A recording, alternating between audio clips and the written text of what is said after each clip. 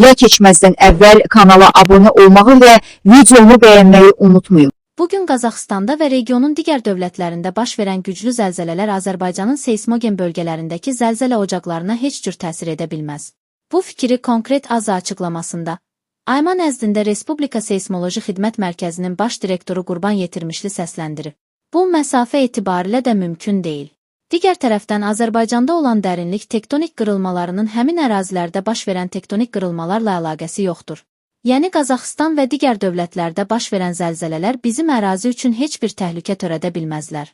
Seismoloq Qulam Babayev isə saytımıza açıqlamasında bildirib ki, kiçik zəlzələlərin bu il baş verməsi mümkündür.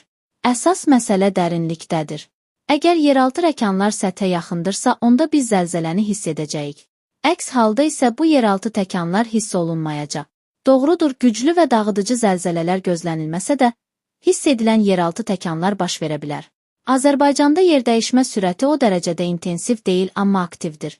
Bu səbəbdən hiss edilən zəlzələlər gözləniləndir.